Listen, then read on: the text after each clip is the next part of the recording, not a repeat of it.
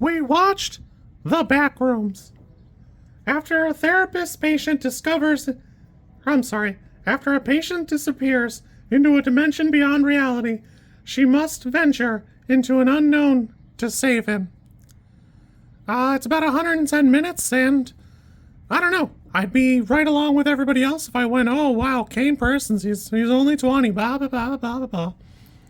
I think there's an element of this that people are missing where Kane Parsons has been doing this for about 4 years. He's just been making like little short films on YouTube. So there's an element of this where he already had what passes for a portfolio and a catalog. So it's not like they picked him out of a crowd and said, hey, do you want to give it a shot?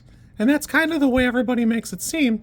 There's an element of this that I think we're not giving him credit for having put in the work up until this point. He's been doing a ton of work, getting here, and proving that he could do something competent. At 110 minutes, it's a little long in the tooth, but I probably would have sat around for another hour. Everything's here pretty competently shot. It's pretty well put together, and it does a good job of trying to show you little bits and bobs. And while I've read a bunch of it now, I didn't know anything about the Backrooms until just now. I still don't understand it. I feel like I understand it less. Like, I'm starting to get it as I read other people's articles and stuff about it, but I don't know. I still had a great time. It's pretty fantastic, and I like a movie that it's still really good. You don't have to fully explain every little bit and bob of it, and you can just fully enjoy it as time goes on.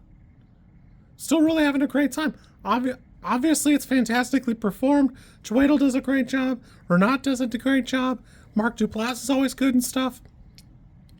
I will say that it feels like we missed a couple of scenes somewhere, and there were a couple of times I felt like it lulled a little bit, but that's probably in keeping with what the Backrooms feels like. It shouldn't always be full of terror. There's an element of wonder and interest that goes into it, and there's that uncanny valley. And I think they do a great job. Lots of practical effects, lots of great, interesting set pieces. Everything here I thought was pretty well put together, pretty fantastic. I don't know if I think it should be 20 minutes shorter or 40 minutes longer. I really can't tell you. I really did have a great job, though. I think it's a great start for Kane Parsons. Again, he's been doing work just like the Obsession Kid. He's been doing it for quite a while. It's not like he just started. So I think we owe him that. But I will say it's been pretty fantastic. This for me was an 8. I could see a 9. I don't know. I probably will change it to a 9 after a little while, but I still had a pretty fantastic time. Pretty good stuff. Like I said, it did feel like we lost a couple of scenes somewhere, but honestly, I don't think it's the biggest thing in the world. I had a great time with this. Does a great job of show, don't tell, and I think that's great. You kids be good. I'll see you soon on the next one. And, I don't know, stay away from furniture stores, I think. Yeah.